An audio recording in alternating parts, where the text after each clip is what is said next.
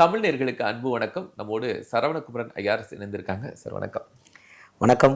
NEET exam bill கொண்டு வந்த காலத்துலேருந்து குலாம் நபி ஆசாத்தும் தமிழ்நாட்டிலேருந்து காந்தி செல்வன் 2 பேரும் கொண்டு வந்ததுலேருந்தே அது ஃபயராக தான் இருந்துகிட்ருக்கு. இன்றைக்கி வரைக்கும் முடியலை.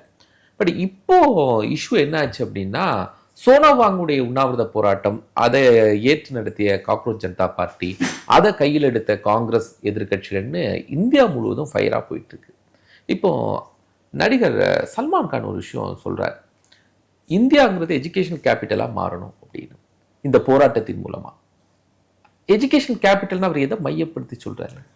இல்லை, ஒரு நடிகர் சல்மான் கானுடைய கருத்து வரவேற்க வேண்டியது தான். அதாவது இது 2 விதமாக நம்ம பார்க்கலாம் இந்த பிரச்சனையை.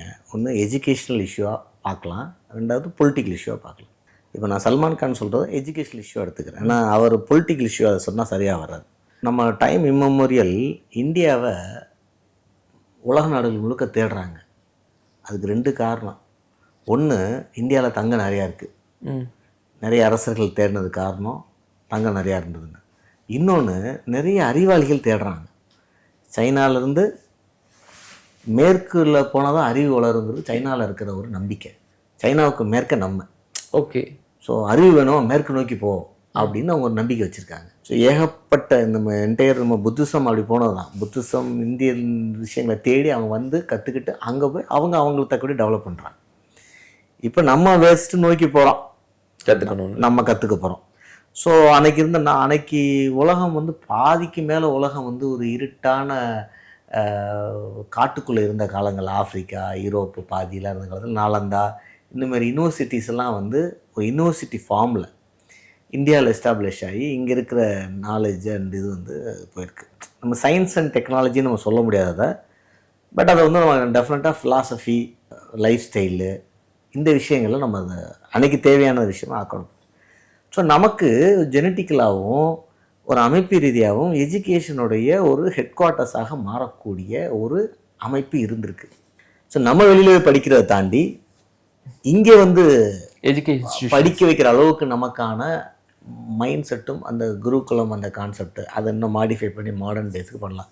எனக்கு தெரிஞ்சு இந்தியாவில் வந்து ஒரு 55,000 பேர் ஃபாரினர்ஸ் படிக்கிறதா ஒரு ஸ்டாட்டிஸ்டிக்ஸ் நான் ரீசெண்டாக பார்த்தேன். மெயினாக வந்து ஆஃப்ரிக்கன் கண்ட்ரீஸ்லேருந்து இருக்காங்க. ஸோ இதை வந்து இப்போ நீங்கள் யூஎஸில் பார்த்தீங்கன்னு வச்சுங்க, யூஎஸில் வந்து நம்பர் 1 அதிகமாக படிக்கிறது சைனீஸு, அடுத்து இந்தியன்ஸில் அதிகமாக படிக்கிறது தெலுங்குஸ், அப்புறம் தமிழ்ஸ். ஸோ இதுதான் நம்ம. ஸோ இவங்கெல்லாம் அது ஒரு பெரிய எக்கனாமி. ஏன்னா அவங்களாம் இன்ஸ்டியூஷன் பார்த்தீங்கன்னா 300 வருஷம் ஓல்டு. ஆக்ஸ்ஃபோர்டு, கேம்பிரிட்ஜ் எல்லாமே 300 இயர்ஸ் ஓல்டு யூனிவர்சிட்டி. ஸோ அங்கெல்லாம் வந்து ஒரு பணம் கட்டி படிக்கிற அளவுக்கான அது வந்து அவங்க ஒரு ரெவன்யூ மாடலாகவே அது வச்சுருக்காங்க, ஓரியன்ட் ஆகிடுச்சு. ஸோ ஏகப்பட்ட ஒரு ஃபாரின் ஏர்னிங்ஸ் அவங்களுக்கு அதில் வந்துட்டுருக்கு. அவங்க ஒரு பெரிய சிஸ்டத்தை மெயின்டைன் பண்ணுறாங்க, சம்பாதிக்கிறாங்க, நல்லா பண்ணுறாங்க. ஸோ அந்த மாதிரி அளவுக்கு இந்தியாவை கொண்டு வரணும்னு அவர் சொல்கிறாரு. அதுக்கான வாய்ப்புகள் நமக்கு இருக்குது. ஆனால் நம்ம அதை நோக்கி பயணிக்கிறோமா, இது வரைக்கும் பயணிச்சிருக்கோமா, இல்லை பயணிக்கிற மாதிரி ஏதாவது நம்ம பண்ணிகிட்டு இருக்கோமா அப்படிங்கிறது நமக்கு முன்னாடி இருக்கிற கேள்விக்குறியாக நான் பார்க்குறேன். ஸோ இந்த போராட்டங்கள், ஸோ எஜுகேஷன் ரீதியாக பார்க்கணும். இந்தமாரி போராட்டங்கள் வந்து நீங்கள் இந்தியாவை தவிர எந்தெந்த கண்ட்ரியில் பார்க்குறீங்க? இப்போ யூரோப்பில், யூகேயில், லண்டனில், அமெரிக்காவில் இந்தமாரி என்ட்ரன்ஸு, கொஷின் லீக்கு, இந்தமாரி ஏதாவது போராட்டத்தை ரீசெண்டாக பார்த்தீங்களா? பெருசாக நமக்கு ரீச் ஆகும். ஏன் அப்படின்னா, இப்போ ஹார்வர்டு, கேம்பிரிட்ஜு, ஆக்ஸ்ஃபோர்டு இதெல்லாம் தனித்தனி அட்டானமஸ் இன்ஸ்டியூஷன். அவங்க பாலிசியில் இங்கே நம்ம மெரிட்டு மேலே நமக்கு ஒரு மோகம் இருக்குங்க. மெரிட்டு முக்கியமானது. அவங்க மெரிட் வச்சுருக்காங்க. ஹார்வர்டில் மெரிட் சிஸ்டம் இருக்குது, ஆனால் ஃபீஸ் ஜாஸ்தி. ஆனால் அவங்க மெரிட்டில் எப்படின்னா, நீங்கள் ஜிமேட்டோ, ஜிஆர்இ எழுதுறீங்க, இல்லை இந்தமாதிரி எக்ஸாம் எழுதுறீங்க, அதில் உங்கள் ஸ்கோர் நீங்கள் டாப்பர்னால உங்களுக்கு கொடுப்பாங்க, உங்களுக்கு அடுத்த மாணவனுக்கு கொடுக்க மாட்டாங்க அப்படின்னு கிடையாது. ஹார்வர்ட்லேயோ எந்த ஐவி லீக் ஸ்கூல்லையும் கிடையாது. சரி, நீங்கள் ஜிமேட்டில் வந்து எனக்கு ஸ்கோர்லாம் மறந்துடுச்சு. இப்போ ஜிமேட்டில் வந்து ஃபார் எக்ஸாம்பிள் நீங்கள் வந்து ஒரு 500, 6 அப்படின்னு வச்சுக்கோங்க. ஒருத்தர் 450 எடுத்துருக்காருன்னா உங்களுக்கு தான் ஹார்வர்டு கிடைக்கணும், அவர் கிடைக்கக்கூடாது. ஆனால் ஹார்வர்டு அட்மிஷன் ப்ராசஸ் அப்படி கிடையாது. மார்க்கு ஒரு எலிஜிபிலிட்டி கிரிட்டீரியா. மார்க்கை தாண்டி உங்களுடைய மற்ற ஸ்கில்ஸ் எல்லாம் எவாலுவேட் பண்ணுறாங்க. உங்கள் எஸ்ஏ பார்ப்பாங்க, உங்களுடைய பர்பஸ் பார்ப்பாங்க, உங்களோட ரெக்கமெண்டேஷன் பார்ப்பாங்க, உங்களுடைய ஓவரால் ஃப்ரேம் ஒர்க் ஆஃப் இது பார்ப்பாங்க. இதெல்லாம் வச்சு அவங்க ஒரு மெரிட் போடுறாங்க. அந்த மெரிட் நீங்கள் கோர்ட்டில் போய் கேள்வி கேட்க முடியாது. அட்மிஷன் கொடுத்தா உண்டு, அட்மிஷன் கொடுக்கலாம் இல்லை. ப்ளைனாக மார்க்கை மட்டும் வச்சா கேள்வி கேட்கலாம். சார் நான் 680 அவன் வெறும் 500 அவனுக்கு கொடுக்குறேன் எனக்கு கொடுக்க மாட்டேங்கிறீங்க, காசு வாங்கிட்டு அங்கே அட்மிஷன் போட்டிங்கன்னா நீங்கள் கேட்க முடியும். ஆனால் அந்தமாரி ஹார்வர்டில் கேட்க முடியாது. ஏன்னா அவங்களோட மெரிட்டு இது எல்லாம் சேர்ந்தது. இப்போ இந்தியாவில் அந்தமாரி மெரிட் சிஸ்டத்தை பண்ணுறது என்ன பிரச்சனைனா, அந்த சிஸ்டம் நேச்சுரல் லெவல் ஆகிடுச்சு ஹார்வர்டில். இங்கே என்ன பிரச்சனைனா, நீங்கள் மார்க்கை இக்னோர் பண்ணிவிட்டு வேற ஒரு ஃபேக்டர்ஸ் வச்சு டிசைட் பண்ணால் அதில் பாலிட்டிக்ஸ் வந்துடுது, ரிலிஜன் வந்துடுது, காஸ்ட் வந்துடுது, இந்த இன்ஃப்ளூயன்ஸ் வந்துடுது, பொலிட்டிக்கல். அதாவது ஹார்வர்டு ப்ராசஸை இந்தியாவில் ஒரு க்ளீனாக பண்ணக்கூடிய சிஸ்டம் நம்ம இல்லை. பொலிட்டிக்கல் சிஸ்டம் இல்லை, பாலிசி சிஸ்டமும் இல்லை, சோசியல் சிஸ்டமும் இல்லை, சொசைட்டியும் அப்படி இல்லை. ஹார்வர்டில் வந்து இவரை இன்ஃப்ளூயன்ஸ் பண்ணி சீட்டு வாங்கிட்டாங்க அப்படின்னு நீங்கள் சொல்ல முடியாது, ஆக்ஸ்ஃபோர்டில் சொல்ல முடியாது. ஆனால் முன்னாடி நம்ம மெடிக்கல் சீட்ஸ் எல்லாமே ஸ்ரீலங்கன் கோட்டா, தமிழ் கோட்டா அப்படின்னு நிறைய கோட்டாஸ் மெடிக்கல் சீட்ஸ்குள்ளேயே வச்சுருந்தாங்கல்ல இந்தியாவில், தமிழ்நாட்டில். ஸோ நம்ம என்ன சொல்கிறோன்னா, ஸோ உங்களுக்கு டிபேட் இதில் வருதுன்னா, நீங்கள் மார்க் பேஸ்டு மெரிட் சிஸ்டம் போக போகிறீங்களா இல்லை ஹோலிஸ்டிக் பேஸ்டு மெரிட் சிஸ்டத்துக்குள்ளே போக போகிறீங்களா? இந்தியாவில் நம்ம ரெடி ஆகாதனால நம்ம மார்க் பேஸ்டு மெரிட் சிஸ்டத்துக்கு போக வேண்டியிருக்கு. ஸோ என்ன ஆகுதுன்னா, அதை இவங்களுக்கு என்ன டிபேட் வந்துருச்சு, மார்க் பேஸ்ட் மெரிட் சிஸ்டம்னா நான் வந்து நீங்கள் எடுக்கலை. 4 சிஸ்டம் வச்சுருக்கேன் நான். CBSE, ICSE, IP, state board, இப்படி சிஸ்டம் வச்சுருக்கேன் நான். இப்போ 4 மார்க்கை எப்படி டெவலப் பண்ணுறது? இது ப்ராப்ளம். இதில் தான் என்ட்ரன்ஸுங்கிற ஒரு விஷயம் உள்ள வருது. இது என்ஜினியரிங்கில் டெவலப் பண்ணிடுறாங்கல்ல, சிபிஎஸ்சி, மெட்ரிகுலேஷன், ஐசிஎஸ்சி, இதுக்கு எல்லாத்துக்கும் சேர்த்து அவங்க ஒரு ரேங்க் போட்டுடுறாங்கல்ல. அந்த மாதிரியா மெடிக்கலில் போட முடியல அப்படிங்கிற கம்பேரிசன். அதுதான் இல்லை, டெவலப் பண்ணுறேன்னா அதுவுமே கேஸ் வந்துட்டு இருக்கோம். ஸோ இத்தனை போர்டு தேவையில்லைங்கிறது என்னுடைய பார்வை. இந்த வீடியோ பார்க்குற நிறைய பேர் இப்போ எல்லாம் அவங்க குழந்தைங்கள்லாம் அட்மிஷனுக்காக எல்லாம் ஓடிட்டு இருப்பாங்க. 92 பேட்சில் என்ன ஆகுதுன்னா, நாங்கள்லாம் ஸ்டேட் போர்டு சரியா, சிபிஎஸ்சியில் மார்க் அள்ளி போட்டாங்க. அப்போ என்ன ஆயிடுச்சு, மெடிக்கல் அட்மிஷன்னு எல்லாத்துலேயுமே ஃபஸ்ட்டு டாப் 100 ரேங்க் என்னமோ சம்திங் சிபிஎஸ்சி பசங்க. ஸ்டேட் போர்டு உள்ளே இல்லை. ஏன்னா 98, 99 ஸ்டேட் போர்டில் வெறும் 90, 91. ஸோ இது ஒரு யார் அது கேஸ் ஃபைல் பண்ணால் மறந்து போச்சு, ஒருத்தங்க கேஸ் ஃபைல் பண்ணுறாங்க. அப்போ என்ன கோர்ட் என்ன பண்ணிடுச்சு, இதை லெவலப் பண்ண முடியாமல் கேன்சல் பண்ணிவிட்டு 12th மார்க்கை கேன்சல் பண்ணி ஃபுல் ஃப்ளெஜ்டு எக்ஸாம் என்ட்ரன்ஸ் பேஸில் அட்மிஷன் போடுன்ட்டாங்க. ஓகே, 92 எங்கள் செட்டு, விஆர் சஃபரர்ஸ் ஆஃப் செட்டு. யாரெல்லாம் வந்து 12th நல்ல மார்க் எடுத்தேன்னு திமிரில் என்ட்ரன்ஸுக்கு படிக்கலாம் அவெல்லாம் மாட்டிட்டான். ஏன்னா 12th மார்க் வந்துருச்சு, 12th முடிஞ்சிருச்சு, மார்க் வந்துருச்சு, அப்புறம் தான் என்ட்ரன்ஸ் எக்ஸாம் வருது. என்ட்ரன்ஸ் எக்ஸாம் நம்ம வந்து கட் ஆஃப் வச்சுட்டு, ஓகே எனக்கு இன்னும் ஞாபகம் இருக்குது 250 அப்போ cut off aggregate. So 200 12th மார்க்லேருந்து வரும். 100 மேத்ஸு, 50 ஃபிசிக்ஸு, 50 கெமிஸ்ட்ரி இன்ஜினியரிங். மெடிசன்னா 100 biology, 50 physics, 50 chemistry, 50 mark entrance. அப்போ என்ன ஆயிடுச்சு, இப்போ நான் 200க்கு 190 வச்சுருக்கேன்னு வச்சுக்கோங்க. எனக்கு அண்ணா யூனிவர்சிட்டி, பிஹெச்டி, இந்த மாதிரி மெடிக்கலில் இதுக்கே வந்து வெறும் 230 தான் வேணும். ஸோ நான் 40 எடுத்தால் போதும் என்ட்ரன்ஸில் 50க்கு. அப்போ நான் கொஞ்சம் கூலாக படிப்பேன். இந்தமாரி கூலாக படித்தோன்னா மாட்டிட்டான். ஸோ என்ட்ரன்ஸில் 12th மார்க் கம்மி, இந்த என்ட்ரன்ஸில் 48 வாங்கினா அதான் சர்வே ஆக முடியாது. நல்ல காலேஜ் கிடச்சி நினச்சவங்களாம் பெஸ்ட்டு காலேஜ் கிடச்சி அவனுக்கு. ஏன்னா வெறும் என்ட்ரன்ஸ் பேஸில் ரேங்க் போயிடுச்சு. 48, 49 வாங்கினவங்களாம் 12th மார்க் கம்மி, அவனுக்கு பெஸ்ட்டு சீட் கிடச்சிது. அப்புறம் நான் ஒரு குரூப்பு கேஸ் போட்டாங்க, நான் போடல, கேஸ் போட்டாங்க. எனக்கு 12th மார்க் இருக்குது, போன வருஷம் கட் ஆஃப் படி எனக்குலாம் மதுரை மெடிக்கல் வந்திருக்கும், மெட்ராஸ் மெடிக்கல் வந்திருக்கும். இந்த சிஸ்டத்தினால என்னை பாதிக்கப்பட்டவொன்னே ஒரு 10% சீட் எக்ஸ்டெண்ட் பண்ணி 10% சீட் எக்ஸ்டெண்ட் பண்ணி எல்லாத்துலேயுமே இன்ஜினியரிங், மெடிக்கல் எல்லாத்துலேயுமே எக்ஸ்டெண்ட் பண்ணி 12th ப்ளஸ் என்ட்ரன்ஸ் பேஸ் பண்ணி போட்டாங்க. சரியா? அதனால தான் என்ன ஆகுது, எல்லா காலேஜ்லேயும் சுனாமி மாரி எங்கள் பேட்ச்சு 500 இருக்க இடத்துல 580, 600 எக்ஸ்ட்ரா சீட்ஸு. அது கிளாஸில் ரிஃப்ளெக்ட் ஆகும், ஹாஸ்டலில் இடம் இருக்காது. ஸோ இந்த மாதிரி நிறைய விஷயங்கள் பேட்ச் நடந்துச்சு. ஸோ இதுதான். ஸோ நமக்கு ப்ராப்ளம் என்னன்னா, நம்மளால் மெரிட் பேஸ்டு சிஸ்டத்தை காம்ப்ரிஹென்சிவாக பண்ண முடியாதனால மார்க் பேஸ்டில் போகிறதுனால இந்த என்ட்ரன்ஸுங்கிற ஒரு விஷயம் வந்து நம்ம எஜுகேஷன் சிஸ்டத்தில் வந்துருச்சு. இல்லை சார், அந்த என்ட்ரன்ஸை கொண்டு வரும்போது தான் என்ன சிக்கல் வருதுன்னா, அந்த என்ட்ரன்ஸுக்கான சிலபஸ்ஸு சிபிஎஸ்சிலேருந்து எடுக்கவா, மெட்ரிகுலேஷன்லேருந்து எடுக்கவா, ஐசிஎஸ்சியில் எடுக்கவா அப்படின்னா, அங்கே சிபிஎஸ்சிலேருந்து சிலபஸ் எடுக்கிறாங்க. ஸோ அது எங்களுக்கு அக்செப்ட் ஆகாது. அங்கே தானே பிரச்சனை தமிழ்நாட்டிலேருந்து தான். இப்போ நம்ம நிறைய இப்போ இந்த இதில் வந்து அவேரான பேரண்ட்ஸ் என்ன பண்ணுவாங்கன்னா, நிறைய எக்ஸாம் சிபிஎஸ்சி பேஸ்டுனால அவங்க வந்து குழந்தைங்கள சிபிஎஸ்சியில் படிக்க வச்சுருவாங்க. ஒரு அன்அவேர் பேரண்ட்ஸு கிராமத்தில் இருக்கவங்க மாட்டிக்கிறாங்க. என்ட்ரன்ஸில் எனக்கு தெரிஞ்சு நான் ஒரு வில்லேஜில் வந்திருக்கேன். 100% டேமேஜ் ஆகுதுன்னா வில்லேஜ் பாயிண்ட் தான். ஏன்னா கரண்ட்டு ட்ரெண்டு தெரியாது, சரியா? என்ட்ரன்ஸ் கரண்ட் ட்ரெண்டு தெரியாது. என்ட்ரன்ஸுக்கு நிறைய டெக்னிக் வேணும். மெமரைசேஷன் கம்மி, ரைட்டிங் இல்லை, ஒன்லி அப்ஜெக்டிவ் டைப்பு. ஸோ எல்லாம் டெக்னிக் தான். அந்த கொஷினை எப்படி ஆன்சர் பண்ணணும் குயிக்காக அது தெரியணும். அதை இன்ஸ்டியூட் கற்றுக் கொடுப்பாங்க நிறைய இடத்துல. ஸ்கூலில் அந்த அப்ரோச்சே கிடையாது. ஒரு விஷயத்த வேகமாக பண்ணுறது ஸ்கூலுடைய டீச்சிங் கிடையாது. ஒரு விஷயத்த ரொம்ப லாங்காக லென்த்தாக டிஸ்கிரிப்டிவ் எழுத சொல்லி கொடுத்துட்ருக்காங்க. ஒரு வில்லேஜ் போய் அங்கே படிச்சுட்டு வந்துட்டு என்ட்ரன்ஸில் குயிக்காக பண்ணுறான்னு பார்த்தா பாதி கொஸ்டின் அட்டன் பண்ண மாட்டான். இதுதான் அதில் இருக்க பிரச்சனை, பயம். சரியா?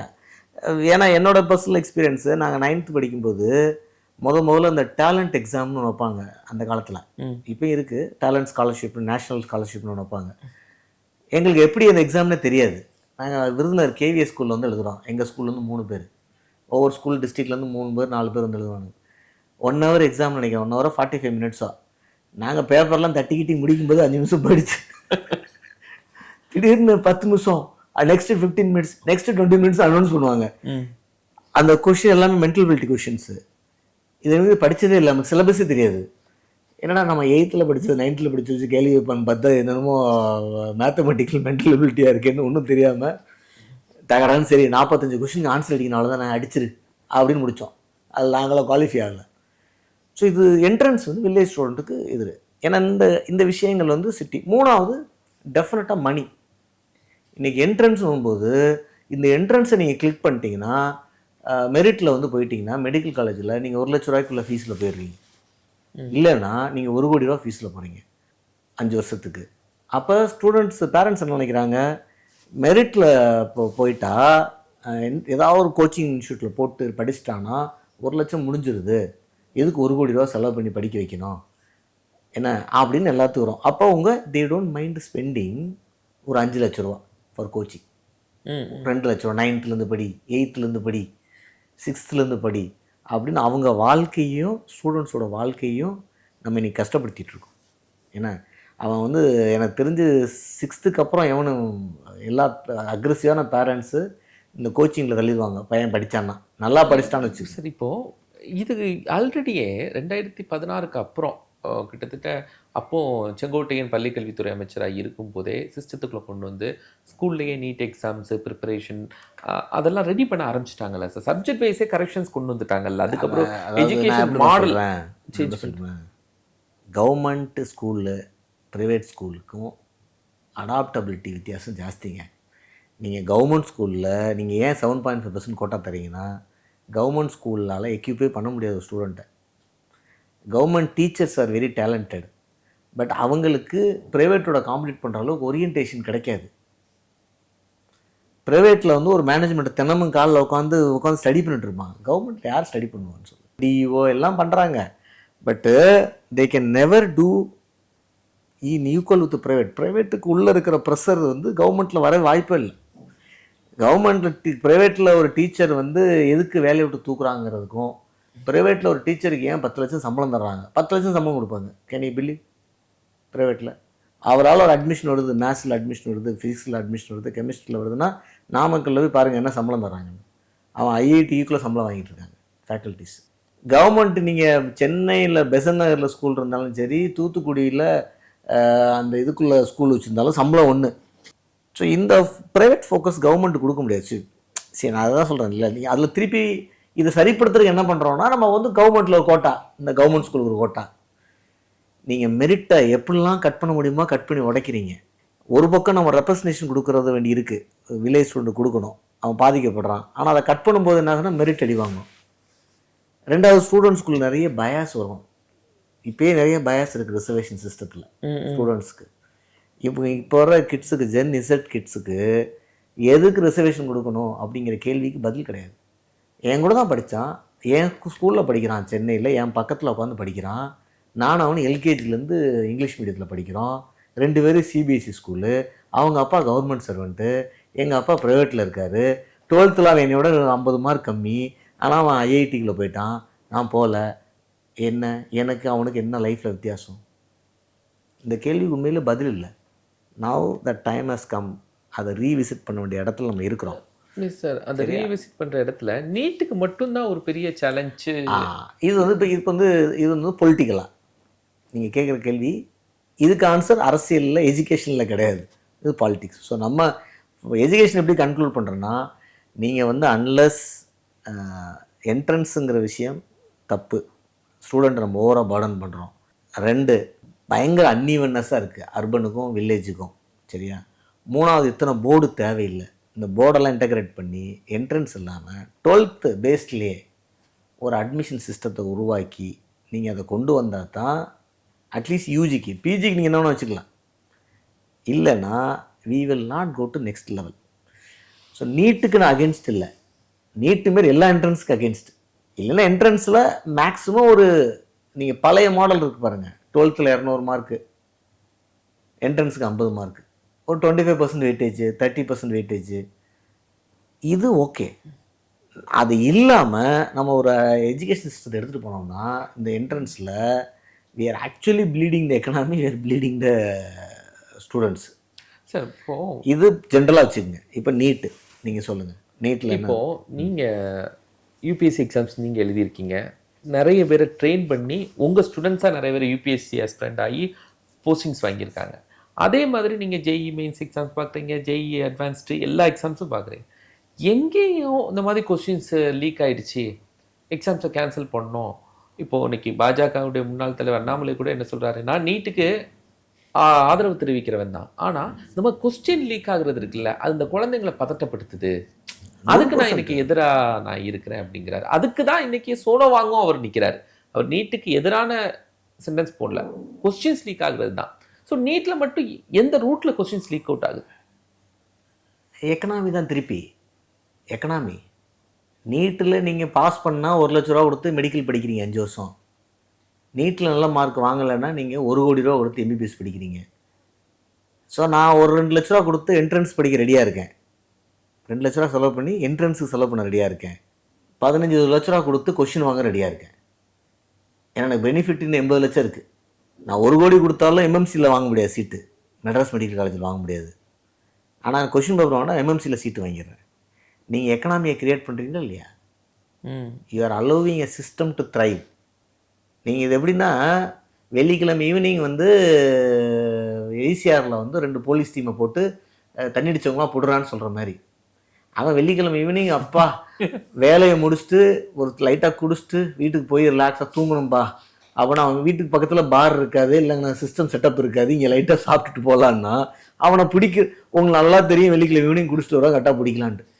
ஓயாமா நைட்டு சனிக்கிழமை நைட்டு எல்லாரும் ஈசிஆர்லேருந்து வருவானுங்க, அட்லீஸ்ட் 10 வண்டியில் 5 வண்டி குடிச்ச வண்டி இருக்கும். அதுக்கு நீங்கள் என்ன பண்ணுறீங்க, கேஸுக்காக பிடிக்கிறீங்க. You are creating a system to perform wrongly. அதுக்கப்புறம் சிஸ்டத்தில் அட்மினிஸ்ட்ரேஷனில் இருக்கிற லூப் ஹோல்ஸை பயன்படுத்தி ஒரு டீம் கொஷின் பேப்பர் திருட ட்ரை பண்ணுது. வெளியில் ஒரு குரூப்பு, உள்ள ஒரு குரூப்பு, அதை ஹெல்ப் பண்ணுறதுக்கு, அவனுக்கு ஹெல்ப் பண்ணுறதுக்கு இன்ஸ்டியூஷனில் யார்கிட்ட கொஷினை ஈஸியாக வைக்க முடியும்? இன்ஸ்டியூஷன். அதுக்கு ஒரு இன்ஸ்டியூஷனை பிடிக்கிறாங்க. அட்மிஷன் வராத இன்ஸ்டியூஷன் என்ன பண்ணுவான்? அட்மிஷன் வர இன்ஸ்டியூஷன் ப்ராப்ளம் இல்லை, அவன் நீட் கோச்சிங் வச்சுருக்கான், நல்லா நடத்திட்டு போகிறான், 500 அட்மிஷன் வந்துருச்சு, லைட்டு ஃபேன்லாம் போட்டேன், ஸ்டூடெண்ட்டுக்கு புக்கெலாம் கொடுத்தேன், ஒன்றும் அட்மிஷன் வர மாட்டேங்கி. நான் பாஸ் ரிசல்ட் காட்டினா வருவான். ஒரு 10 பேர் மெடிக்கல் காலேஜ் எம்எம்சி காட்டணும், 10 பேர் மதுரை மெடிக்கல் காட்டணும், ஸ்டான்லி காட்டணும், கொஸ்டின் பேப்பர் வச்சு ஈஸியாக காட்டிடுவேன். நான் இந்த எக்ஸாம்பிள்லாம் தமிழ்நாட்டில் சொல்கிறேன், நான் தமிழ்நாடு ஆடியன்ஸ்க்காக, இங்கே நடக்குதுன்னு நான் சொல்லவில்லை, மெயினாக ராஜஸ்தான் குஜராத்தில் நடந்திருக்கு. ஸோ நீங்கள் அதுக்கான எக்கனாமியை க்ரியேட் பண்ணி கொடுத்துட்டீங்க, செலவு பண்ணுறதுக்கு ஒரு குரூப் ரெடியாக வந்துட்டான். 2வது இந்த பக்கம் வந்து சிஸ்டத்தில் இருக்கிற லூப்போவில் பயன்படுத்துறதுக்கு ரெடியாக குரூப் இருக்குது. இப்போ 10 வருஷம் ஜெயில் தண்டனை 10 கோடி ரூபா அபராதம் போட்டிருக்காங்க. இப்போ நம்ம பில்லில் வருது, மோஸ்ட்லி இன்ட்ரெஸ்டட் பார்லிமெண்ட்டில் வந்துடும், கிளியர் ஆகிடும். அதில் ஒன்றும் இல்லை. இது நீட்டை ஸ்டாப் பண்ணிடுமா? இந்த இந்த கொஷின் பேப்பர் லீக்கை ஸ்டாப் பண்ணாது. இந்தியாவில் 500 ரூபாய் கொலை பண்ண ரெடியாக இருக்காங்க. கொலை பண்ண எத்தனை வருஷம் தண்டனை? லைஃபு. எந்த தைரியத்தில் கொலை பண்ணுறான்? 500 ரூபாய்க்கே 10,000 ரூபாய்க்கே 10 லட்ச ரூபாய்க்கு எது கொலை பண்ணுறான்? 14 வருஷம் தண்டனை தெரிஞ்சு ஏன் கொலை பண்ணணும்? 14 வருஷம் தண்டனை தெரிஞ்சு கொலை பண்ணுறவன் 10 வருஷம் தண்டனை தெரிஞ்சு பேப்பர் லீக்காக பண்ண மாட்டானா? ஸோ நான் என்ன ஃபீல் பண்ணுறேன்னா, நீங்கள் எக்கனாமியை உடைங்கன்றேன். எதுக்கு இந்த என்ட்ரன்ஸ் சிஸ்டம்? எதுக்காக இந்த கான்செப்ட்? இதே நீங்கள் +2 மார்க் ப்ளஸ் என்ட்ரன்ஸ் வைங்க, எவனும் செலவு பண்ண மாட்டான். சார் இப்போ நான் சொல்ல புரிஞ்சுட்டிங்களா? +2 + என்ட்ரன்ஸ் செலவு பண்ண மாட்டான். நேஷனல் என்ட்ரன்ஸ் வைங்க. இன்னொன்று அது ஸ்டேட் வைடாக போகணுங்கிறது என்னோடய ஃபீலிங். ஆல் இண்டியா இல்லாட்டி தேவையில்லை நமக்கு. ஸ்டேட் வைடாக தான் போகணும். தமிழ்நாடு ஸ்டேட்டுக்கு என்ட்ரன்ஸ் வச்சுட்டு ஆந்திராவுக்கு தனி என்ட்ரன்ஸு. நீங்கள் என்ட்ரன்ஸோட ஒரே கொஸ்டின் பேப்பர் வைங்க, ஆனால் ரேங்கிங் அந்தந்த ஸ்டேட்டில் தான் இருக்கும். ஸ்டேட் வைஸ் ரேங்கிங் போடுங்க. ஸ்டேட் வைஸ் தான் ரேங்கிங் இருக்கணும். இதெல்லாம் எதுவுமே ப்ராப்ளம் இருக்காது. அது பாட்டு ஸ்மூத்தாக ஓடும். இப்போ நீங்கள் யானையை தேவையில்லாமல் பெருசாக்கி அந்த யானையை கண்ட்ரோல் பண்ண ட்ரை பண்ணிட்டு இருக்காங்க. இப்போ இந்த மாதிரியான விஷயங்களை நம்ம ஸ்டேட்டில் ஃபைட் பண்ணவங்க கூட கேட்கல. ஸ்டேட் வைஸ் ரேங்கிங் கொடுங்க அந்த மாதிரிலாம் கூட இல்லை. நம்ம ஸ்டேட்டில் கேட்கலங்கிறது நம்ம ஆல்ரெடி ஒரு வீடியோவில் நானும் பேசியிருக்கேன். இது மட்டும் கிடையாது. நம்ம என்ட்ரன்ஸை 12க்கு நோன்னு சொல்கிறோம், அண்டர் கிராஜுவேஷனுக்கு. போஸ்ட் கிராஜுவேஷனுக்கு வேறு வழி இல்லை, உங்களுக்கு வேணுன்றோம். எம்ப்ளாய்மெண்ட்டுக்கு இப்போ ஐஏஎஸ்க்கு என்ன பண்ணுவீங்க? 12th மார்க் வச்சோ காலேஜ் மார்க் வச்சோ போட முடியாது. ஸோ அதுக்கெல்லாம் ஒரு டைப் ஆஃப் காம்படிட்டிவ் எக்ஸாம் வந்து தான் ஆகணும். ஸோ எனி மாணவன் பின்னாடி ஒரு காம்படிட்டிவ் எக்ஸாமை சந்திக்க போகிறான். இவனை 12th கொஞ்சம் கம்ஃபர்டபுளாக அனுப்புங்கப்பா யூஜிக்குன்னு நான் சொல்கிறேன். ரெண்டாவது, ஸ்டேட் ரேங்கிங் ஏன் முக்கியம்னா, நான் ஏற்கனவே சொல்லியிருக்கேன், எஸ்எஸ்சின்னு ஒரு எக்ஸாம் இருக்குது, selection commission, staff selection commission, central government post.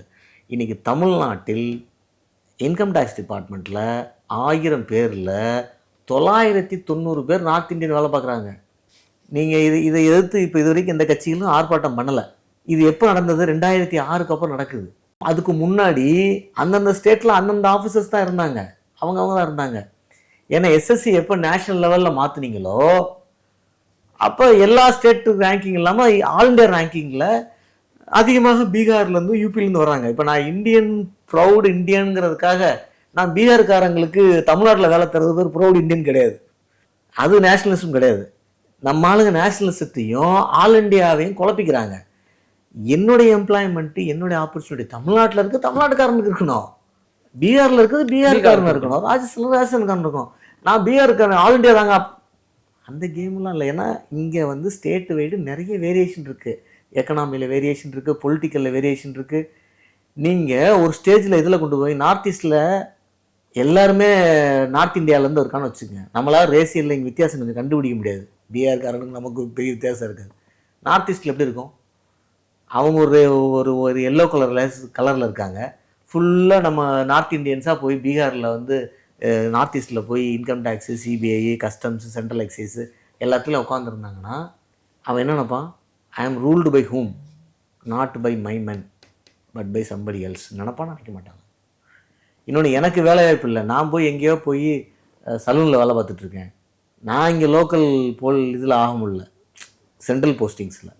நாளைக்கு நீங்கள் ஸ்டேட்லேயும் அதேமாதிரி கொண்டு வந்தீங்கன்னு வச்சுக்கோங்க, ஸ்டேட் கவர்மெண்ட்லேயும் தாசில்தார் பீகார்லேருந்து ஒருத்தர் உட்காந்துருப்பான். ஏன்னா தமிழ்நாடுக்காரன் கிளியர் பண்ண மாட்டான். பீகாரும் தமிழ்நாடுக்கு நீ காம்படிஷன் வச்சா அவன் தான் அடிப்பான். அதுக்கு என்ன காரணம் நம்ம நிறைய வீடியோவில் பேசியிருக்கோம். இப்போ கூட ஆளுநர் அர்லேக்கர் கோயம்புத்தூரில் ஒரு காம்படிட்டிவ் எக்ஸாம் நடத்தக்கூடிய ஒரு சென்டர் நிகழ்ச்சியில் சொன்னார், பீகாருடைய இந்த டீட்டெயில்ஸ் சொன்னார் சார். எனக்கு இப்போ இன்னொரு விஷயம் சார், எப்போவுமே இந்த போராட்டங்கள், அது நீட் சம்மந்தமாக போராட்டம் தமிழ்நாட்டிலேருந்து ரொம்ப ஹைலைட் ஆகும். ஆனால் இந்த முறை டெல்லியில் ரொம்ப ஃபயர் ஆகுது. பட் தமிழ்நாட்டில் அந்த ஃபயர் வென் கம்பேரிட்டிவ்லி கம்மியாக இருக்குது. இல்லை, அது காரணம் நான் பார்க்குறது அரசியல் ரீதியாக. டெல்லியில் நிறைய மாணவர்கள் அதை ஒரு அரசியல்னு புறந்தர நான் விரும்பலை.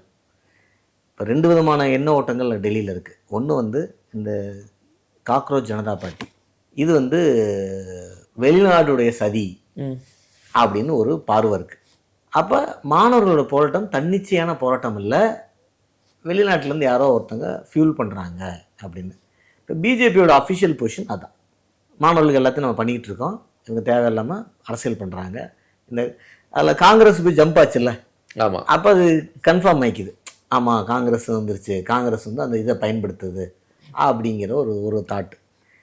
இன்னொரு தாட்டு ஒரு இளைஞர்களுக்கான ஒரு இன்கன்வீனியன்ஸை அவங்க தன்னிச்சையாக ஒரு எதிரொலிக்கிறாங்க. ஒரு காக்ரோச் ஜனதா பார்ட்டி ஆன்லைனில் 2 கோடி பேர் சேர்றாங்க. ஸோ இளைஞர்களுக்கு அங்கே என்னையை பொறுத்த மட்டும் இல்லை, இது வெளிநாட்டு சதியா இல்லையாங்கிறத மத்திய அரசு தான் கண்டுபிடிக்கணும். கண்டுபிடிச்சு அவங்க டாக்குமெண்ட்டோட கொடுத்தா நம்ம எல்லாம் ஒத்துக்க போகிறோம். அப்படி ஒரு சதி நடக்கிறத நம்ம ஒத்துக்க போகிறதில்ல. ஏன்னா இந்தியாவில் 1008 பஞ்சாயத்து இருக்குது. ஆனால் வேறு யாருடைய விரலும் கை இல்லை. விரல் கூட இந்தியாவோட வரலாற்றுக்குள்ள அரசியலுக்குள்ள வரக்கூடாது. அதில் ஒன்றும் நமக்கு மாற்றுக்கிறது இல்லை. ஆனால் அதே நேரத்தில் ஒரு ஸ்டூடெண்ட்டோட தன்னிச்சையான உணர்வுகளுக்கு மதிப்பு கொடுக்கணும். இதில் ஒரு பிளண்டர் நடந்திருக்கு. 2 டைம் லீக் ஆகுது, ஒரு டைம் கேன்சல் ஆகுது. எப்படி இது வந்து எக்ஸாமை நீங்கள் முதல் டைம் கேன்சல் பண்ணுறீங்க, கொஷின் லீக் ஆகிடுச்சுன்னு. 2வது டைமும் அதே மாதிரி நடக்குது. ஸோ இது வந்து ஒரு அட்மினிஸ்ட்ரேட்டிவ் பிளண்டர். ஸோ அந்த இடத்துல மத்திய அரசு கொஞ்சம் முடிவு எடுத்து இதுக்கு யார் காரணம். இப்போ ஒரு 50 பேரை சஸ்பெண்ட் பண்ணியிருக்காங்க எக்ஸாமினேஷன் ஏஜென்சியில், NTA.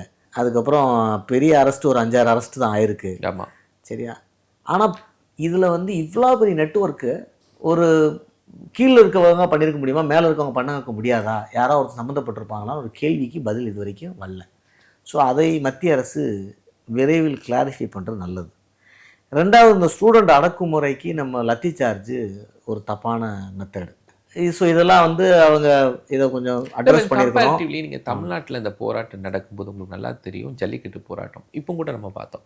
பக்கத்தில் இருக்கக்கூடிய தலைமைச் செயலகத்துக்குள்ளே கூட யாரும் போக முயற்சி செய்யலை. இவந்தோ ரொம்ப மரியாதையாக ரெஸ்ட் ரூம் யூஸ்க்கு தான் பிரசிடென்சி காலேஜையோ மெட்ராஸ் யூனிவர்சிட்டிக்கூடயோ வித் பெர்மிஷன் போனாங்க. பட் டெல்லி போராட்டம்ங்கிறது ஒரு வயலேஷனாக கிராஸ் கல்ச்சருங்க. நீங்கள் கல்ச்சரை வந்து சொல்லித்தர முடியாது. தமிழ் கல்ச்சர் நம்ம வந்து கொஞ்சம் ரொம்ப டெமோக்ராட்டிக், நம்ம நேச்சுரலி டெமோக்ராட்டிக் ஃபெல்லோஸ். இந்தியா ஒன்றா இருந்தாலும் கல்ச்சர் ஒவ்வொரு ஸ்டேட்டுக்கும் ஒரு கல்ச்சர் இருக்குது, ஒவ்வொரு லாங்குவேஜ் குரூப்புக்கும் ஒரு கல்ச்சர் இருக்குது. நம்ம தமிழ் மக்கள் வந்து அதில் நம்ம பாராட்ட வேண்டிய விஷயம் ரொம்ப டெமோக்ராட்டிக், ரொம்ப சாஃப்ட்டு, ரொம்ப ஒரு வயலன்ஸ்குள்ளலாம் அவ்வளோ ஈஸியாலாம் போக மாட்டாங்க. சரியா? டெல்லியை பொறுத்த மட்டும் எப்பயுமே தான். நீங்கள் டெல்லியில் ரொம்ப ஒரு சாஃப்டான போராட்டம் எனக்கு தெரிஞ்ச அண்ணா ஹசாரேவுடைய போராட்டம் வந்து ஒரு லோக்பால் பில்லுக்கு வந்து அது கொஞ்சம் அமைதியாக போச்சு. அதில் ஒன்றும் அவங்க நேரடியாக இதுக்குள்ளே வரல. இந்த டே அவங்க முற்றுக்கெடுக்கும் போது லத்தி சார்ஜ் இந்த விஷயங்கள்லாம் வரும். பட் இவ்வளோ தூரத்துக்கு அந்த பிரச்சனையை விட்டுருக்கக்கூடாதுங்கிறது என்னுடைய பார்வை. சரியா? 2வது, நீங்கள் எல்லோரும் என்ன நினைக்கிறீங்கன்னா, எஜுகேஷனுக்காக தமிழ்நாடு போராடும், இந்த டைம் தமிழ்நாடு போராடல அப்படின்னு நினைக்கிறீங்க. ஏன்னா அதுமாதிரி நார்த் இந்தியாவில் எஜுகேஷன் முக்கியத்துவம் இல்லை, அவங்க ஒரு மாதிரி ரிலீஜன் ரிலேட்டட் நினைக்கிறீங்க. கிடையாது. இந்த பார்வையே தப்பு. தமிழ்நாட்டிலேருந்து நடக்கிற பார்வை. அவங்க வந்து ரிலிஜனுக்கு முக்கியத்துவம் கொடுப்பாங்க. ஏன்னா அங்கே ரிலிஜன் ப்ராப்ளம். அங்கே ஹிந்து முஸ்லீம்ங்கிற பிரச்சனை ஒரு 500 வருஷம் ஓடிக்கிட்டு இருக்கு. அவனுக்கு கண்ணுக்கு முன்னாடி இருக்க பிரச்சனை. நீங்கள் இங்கே உட்காந்து எப்படி கமெண்ட் அடிப்பீங்க அதுக்கு? அவன் பிரச்சனை அவனுக்கு, அது நமக்கு அந்த பிரச்சனை இல்லை. நமக்கு இங்கே இந்து முஸ்லீமோ அந்த பிரச்சனைகள் கிடையாது. நமக்கு ஆக்சுவலி வேறு பிரச்சனை, மொழி சார்ந்த பிரச்சனை இருக்குது. நம்ம அந்த மாதிரி பிரச்சனைகள் நம்ம போராடுறோம். ஸோ அந்த உணர்வுகளை நம்ம கொச்சப்படுத்த தேவையில்லை. அவங்க பிரச்சனை அவங்க. நீங்கள் இஸ்ரேல் பாலஸ்தீன் பிரச்சனை நம்ம வந்து எப்படி பார்க்குறோம்? அவன் 2 சைடும் மெரிட் இருக்குது. அவன் பிரச்சனை அவனுக்கு. நீங்கள் அப்படி தான் பார்க்கணும். இங்கே இருந்துட்டு நீ வந்து ரிலிஜனுக்காக போராடுவ, இதுக்காக போராட மாட்டான். இன்ஃபேக்ட் எஜுகேஷனல் மூமெண்ட்டில் எல்லா பெரிய மூமெண்ட்டும் நார்த் இந்தியாவில் நடந்திருக்கு. ஜேபி நாராயண் மூமெண்ட் நார்த் இந்தியாவிலேருந்து ஆரம்பித்த மூமெண்ட். இந்திரா காந்தி மாரி ஒரு பவர்ஃபுல் லீடர் எடுத்து அந்த மூமெண்ட்டோட ஸ்டார்டிங் பாயிண்ட் குஜராத்தில் இருக்க ஒரு ஹாஸ்டல். குஜராத்தில் இருந்த ஒரு ஹாஸ்டல் ஆரம்பித்த மூமெண்ட் ஜேபி நாராயண் மூமெண்ட். அதுக்கப்புறம் பீகாரில் ஒரு காலேஜில் ரிஃப்ளெக்ட் ஆகுது. அப்புறம் டெல்லிக்கு வருது. அப்புறம் நார்த் இந்தியா முழுக்க வருது. ஒரு கவர்மெண்ட்டே சேஞ்ச் பண்ணிச்சு, எமர்ஜென்சியை கொண்டு வந்துச்சு. அது எஜுகேஷனல் ஸ்டூடெண்ட் பேஸ்ட் மூமெண்ட். மண்டலுக்கு எதிராக பெரிய ப்ரொட்டஸ்ட் இருந்துச்சு. மண்டலில் நார்த் இந்தியா அதிகம் பாதிக்கப்பட்டுச்சு சவுத் இந்தியாவோட. சவுத் இந்தியாவில் பாதிக்கப்பட்டது கம்மி. ஸோ அதனால் அங்கே அப்பர் காஸ்ட்டு, அதாவது ஃபார்வர்ட் காஸ்ட்னு சொல்லக்கூடிய பிராமின்ஸ் அண்ட் ஜாட்ஸு அங்கே வந்து இங்கே வந்து நமக்கு 3%க்குள்ளே, அங்கே அவன் 25-30%. அதனால் அவங்கெல்லாம் மண்டலுக்கு எதிராக ஒரு பெரிய போராட்டம் வெடிச்சது. இங்கே ரிசர்வேஷனுக்கு எதிராக நார்த் இந்தியாவில் வெடித்த போராட்டம் ஏன் சவுத் இந்தியாவில் வெடிக்கலைன்னா, இங்கே அந்த டாப் கம்யூனிட்டிஸ் 3% தான். இன்ஃபேக்ட் 97% கம்யூனிட்டி இங்கே ரிசர்வேஷனில் இருக்குது. ஆனால் வேரீடு கோட்டால் அதில் அரசியல் இருக்குது. அதுக்குள்ளே அடுத்த டைம் பேசுவோம். ஸோ நார்த் இந்தியாவில் வந்து போராட்டம் இல்லை எஜுகேஷன். இன்ஃபேக்ட் அவங்க எஜுகேஷனுக்கு அதிகமாக போராடிருக்காங்க நம்மளோட. நம்ம நீட்டு போராட்டம், தமிழ்நாட்டில் இருக்க நீட்டு போராட்டத்தை நான் முதல்ல அரசியலாக பார்க்குறேன். இந்த டைம் ஏன் வந்து இந்த மீட்டிங் ஒன்றுமே எடுப்பலைன்னா, திமுக கடும் தோல்வி சந்திச்சுட்டு உட்காந்துருக்கு. அவங்க தான் நீட்டை எடுத்து போராடணும். அவங்களுக்கு இன்றைக்கி தெம்பு இல்லை, ஒன்றும் இல்லை, அவங்க போராடுறதுக்கான அமைப்புலையும் இல்லை. தாவேக்கா இந்த இதில் நியூட்ரலாக இருக்காங்க. நீட்டை எடுத்து ஏதாவது ஸ்டேட்மெண்ட் விட்டுருக்காரு சிஎம்? இல்லை, போராட்டத்துக்கு ஆதரவு. கைதுக்கு கண்டனம். ஸோ நீங்கள் நீட்டுக்கு எதுக்குறீங்கன்னா எப்படி எதுக்க போகிறீங்க? என்ன என்ட்ரன்ஸ் எல்லா என்ட்ரன்ஸ் எதுக்குறீங்களா? நீங்கள் கேட்டீங்க ஒரு கேள்வி, நீட்டு மட்டும் எதிரி. நீட்டு மட்டும் ஏனென்றால் அது அரசியலாக்கப்பட்ட மூமெண்ட் ஆயிடுச்சு. எல்லா என்ட்ரன்ஸ் எது? ஏன் ஐஐடி ஜெய் ஏன் அலோவ் பண்ணோம்? நீட்டு மட்டும் ஏன் இலக்கு? ஒரே ஸ்கூல்ல ஐஐடிக்குள்ள கிளாட் ஏன் நீங்கள் கிளாட் ஏன் அலோவ் பண்ணுறீங்க? CLAT national test. மொத்தம் இந்தியாவில் 50 டெஸ்ட் இருக்குது, 50 என்ட்ரன்ஸ் எக்ஸாம் இருக்குது 12th பிடிச்ச பையனுக்கு. அதில் 15 இன்ஜினியரிங்கில் இருக்குது. அவன் இதில் 12th ஸ்டார்ட் பண்ணும்போதே நம்ம வக்கீல் ஆகணுமா, டாக்டருக்கு படிக்கணுமா, ஐஐடிக்கு படிக்கணுமா, அந்த கன்ஃபியூஷனை அவன் 12th ஸ்டார்டிங்கில் போட வேண்டியது இருக்குது. 12th மார்க் எவ்வளோ வரும்னு தெரியறதுக்கு முன்னாடியே நீட்டுக்கு ப்ரிப்பேர் பண்ணணுமா, கிளாட்டுக்கு ப்ரிப்பேர் பண்ணணுமா, ஜேஇக்கு ப்ரிப்பேர் பண்ணணுமா, 10th இருக்குது, 11th இருக்குது, 9th இருக்குது, 12th இருக்குது. ஸோ இந்த அட்வான்ஸ் கோர்ஸ் அதான் இப்போ நீங்கள் என்ட்ரன்ஸ் முழுக்க எதுக்கலாங்கிறது என்னுடைய பார்வை. ஆனால் நீட்டை மட்டும் எதிர்த்தது தமிழ்நாடு. அதை ஏதோ ஒரு நீட் சூசைடு மட்டும் ஃப்ரண்ட் பேஜில் போடுறது. மற்ற என்ட்ரன்ஸ் எக்ஸாமில் சூசைட் பண்ணால் அது சூசைடு இல்லை. ஸோ இது தேவையில்லாமல் அரசியலாக்கப்பட்டது நான் பார்க்குறேன். நீட்டு நீங்கள் ஒரு கொள்கையை அது ஏன்னா நீட்டுங்க பிஜேபி திணித்தது. நீங்கள் இந்த இன்டர்வியூ ஆரம்பிக்கும்போது சொன்னீங்க குலாம் நபி ஆசாத்தும் காந்தி செல்வனும் கொண்டு வந்தாங்கன்னு. அதை இங்கே இருக்க தமிழ் மீடியா எதுவும் ஒத்துக்காது. ஏன்னா நீட்டுனால பிஜேபி கொண்டு வந்ததுன்னு திமுக ஒரு வடிவமைச்சிச்சு. அந்த நீட்டுக்கு எதிரான போராட்டம் அதில் ஒரு அரசியல் ரீதியாகவே கொண்டு போனதுனால தான் ஒரு இந்தியா லெவலில் ஒரு லெஜிஸ்லேஷனு அதை ஒரு ஸ்டேட்டு இந்த கிரவுண்டில் எடுத்து அப்படி நிற்க முடியும். அதுக்கு ஒரு ஐடியாலஜிக்கல் கிரவுண்டு வேணும்ல. பிஜேபி இன்ட்ரடியூஸ் பண்ணாலும் நீட்டை ஒத்துக்க மாட்டேன். சரி நீட்டை ஒத்துக்கலப்பா, கிளாட்டையும் ஒத்துக்கிட்ட. லா டெஸ்ட் தானே இங்கே இருக்க லா யூனிவர்சிட்டிக்கு அது யூஸ்ஃபுல்லாக போடுறாங்கல்ல. அதில் தமிழ்நாடு ஸ்டூடெண்ட் பாதிக்கப்படுறேன்னா பாதிக்கப்படலையா? ஸோ இதை ஒரு அரசியல் ரீதியாக பார்க்காம ஒரு மாணவர்களுடைய வெல்ஃபேர் ரீதியாக பார்த்தா தான் நீங்கள் சொல்கிற அந்த எஜுகேஷ்னல் கேபிட்டலுங்கிறத பண்ண முடியும். என்னால் இன்றைக்கி ஒரு டேபிள் போட முடியும். எங்கள் செட்டு 92 நான் சொன்னேன் உங்களுக்கு. எவ்ரி இயர் பிரச்சனை ஆயிருக்கு அட்மிஷனில். 92லேருந்து நான் பார்க்குறேன் 2026 வரைக்கும் எவ்ரி இயர் எத்தனை கேஸு, எத்தனை மாடிஃபிகேஷன் சிஸ்டமில், அட்மிஷன் என்ட்ரன்ஸ் மெத்தடில். இங்கே தமிழ்நாட்டில் மாடிஃபை ஆகுது, இந்தியாவில் மாடிஃபை ஆகுது, நேம் மாறிக்கிட்டே இருக்குது, டெஸ்ட் மாறிக்கிட்டே இருக்குது, கான்செப்ட் மாறிக்கிட்டே இருக்குது.